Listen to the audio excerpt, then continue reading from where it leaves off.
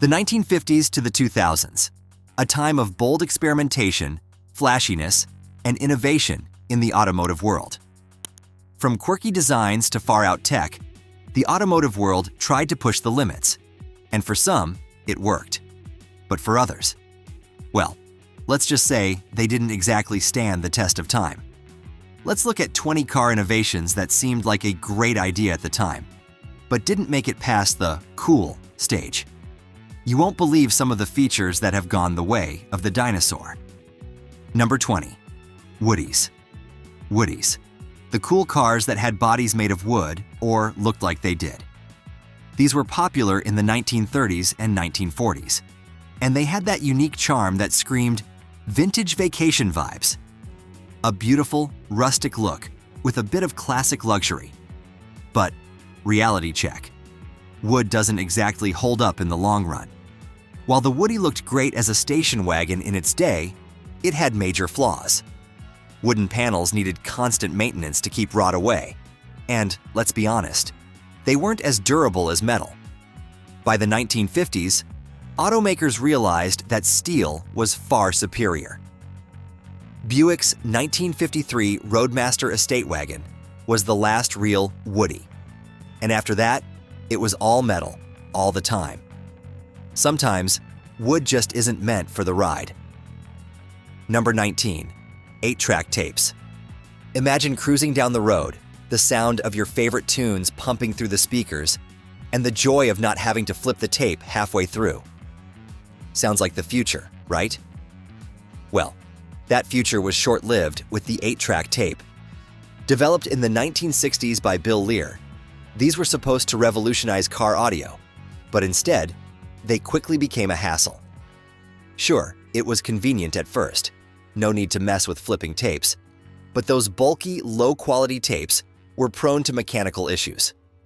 By the late 70s, compact cassette tapes came along with better sound quality and more convenience.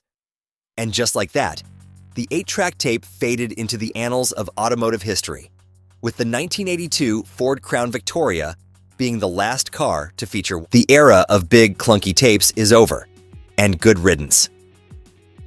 Number 18. Push-button transmissions. The future in 1950s style. Chrysler introduced the push-button transmission in the mid-1950s, allowing drivers to shift gears by pressing buttons on the dashboard instead of using the traditional gear stick. It was cool, futuristic, and certainly gave the car a high-tech vibe. But the reality was that it wasn't always as smooth as it seemed. The buttons could be finicky, and the system wasn't as reliable as traditional gear levers. Drivers often found it confusing and less intuitive than the familiar manual stick. Over time, newer, more reliable systems took over, and push-button transmissions quickly fell out of favor. As convenient as it seemed, this futuristic idea just couldn't stand the test of time. Number 17. Curb feelers. All right, imagine you're parking, and your car gets dangerously close to the curb. What do? Well, back in the day, curb feelers were the answer. These metal springs or wires, usually attached near the wheels, would scrape against the curb to let you know you were getting too close. They were especially handy for those shiny white wall tires that were all the rage. But here's the thing. Curb feelers were prone to getting damaged themselves. Plus, they just looked weird. When rear-view cameras and parking sensors came along, curb feelers quickly became outdated.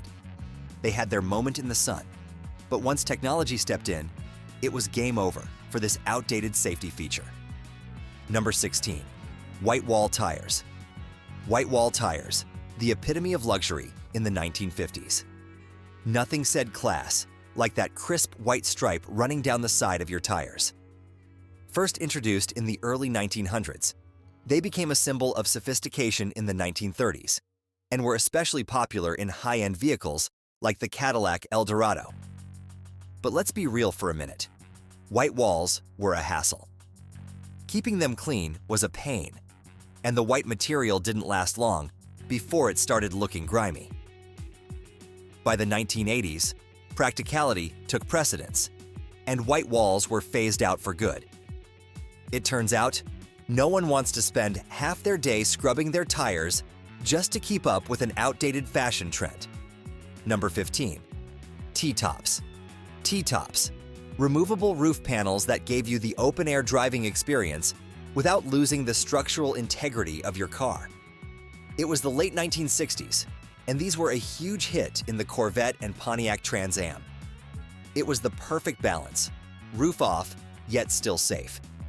But as much fun as they were, T-tops came with some serious drawbacks.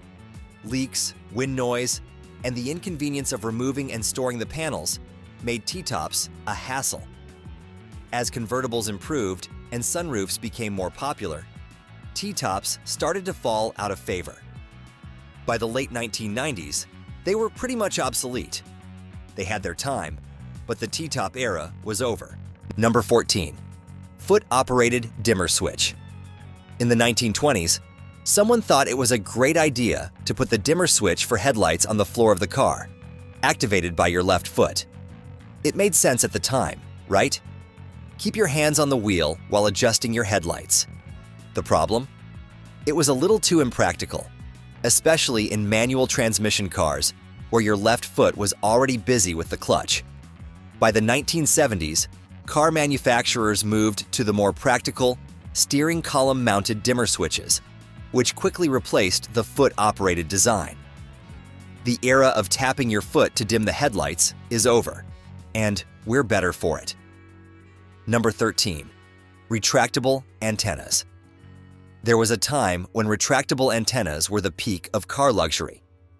They would automatically extend when the radio was turned on and retract when the radio was off, keeping your car sleek and smooth.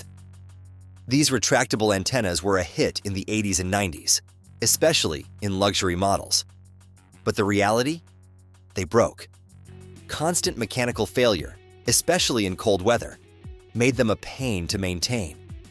Plus, the technology behind modern antennas, like shark fin designs, proved to be far more reliable. By the early 2000s, retractable antennas were basically obsolete, making way for new, more durable designs. Number 12.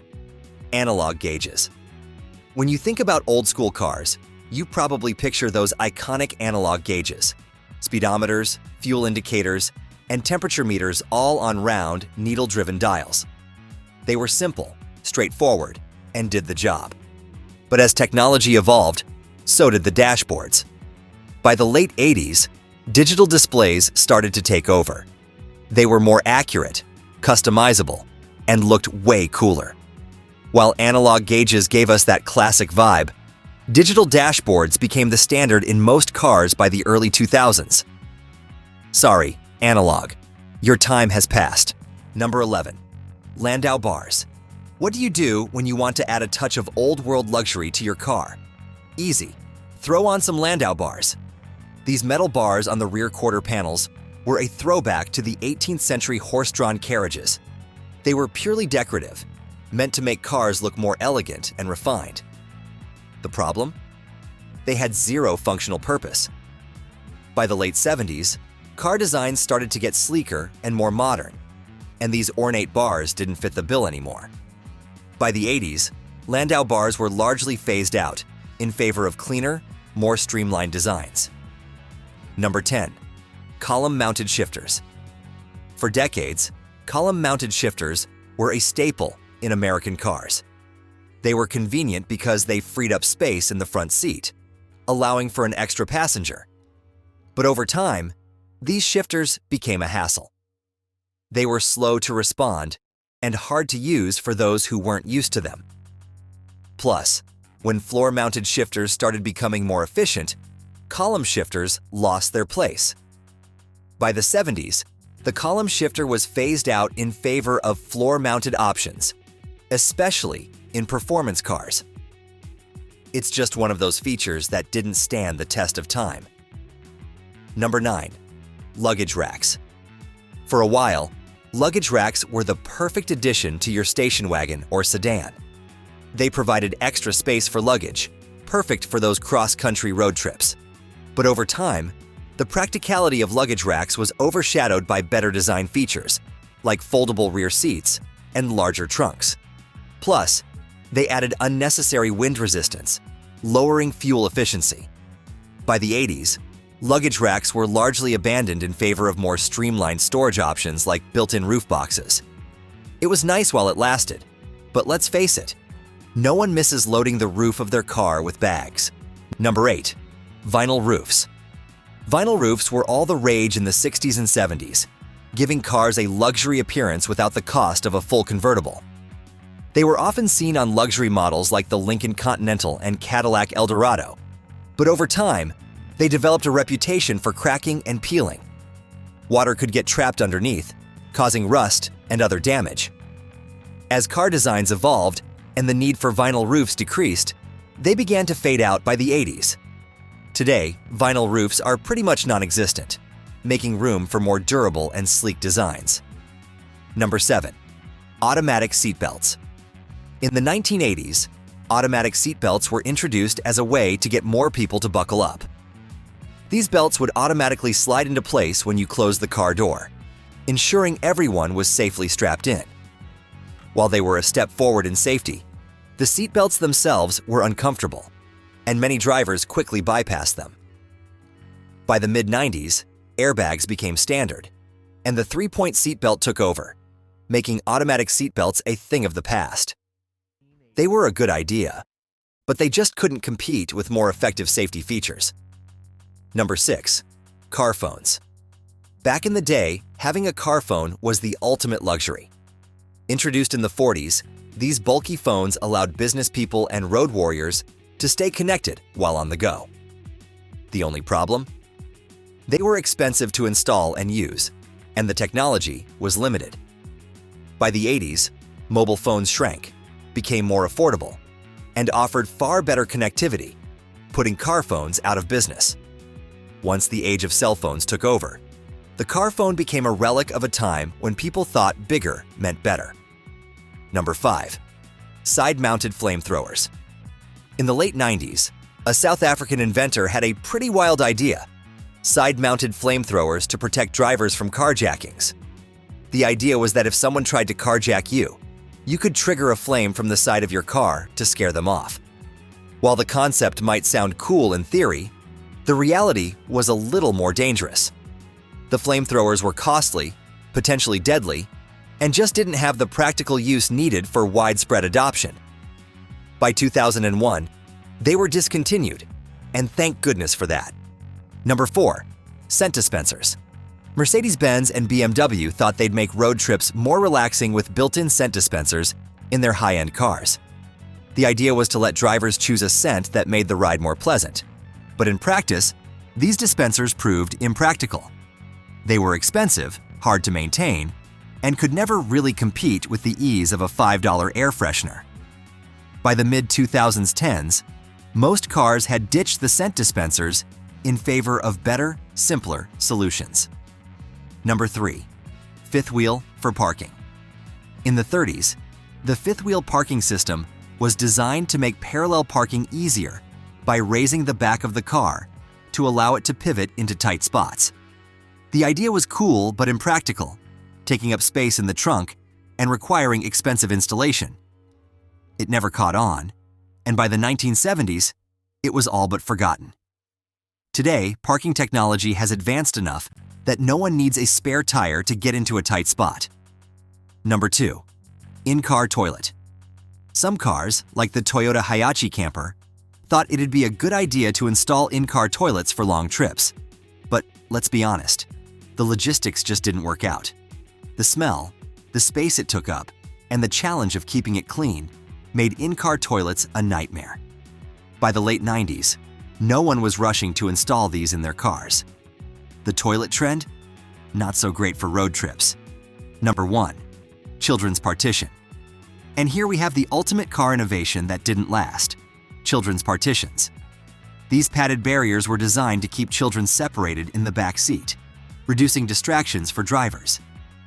They were especially popular in the 60s and 70s, but quickly lost favor due to lack of space and practicality.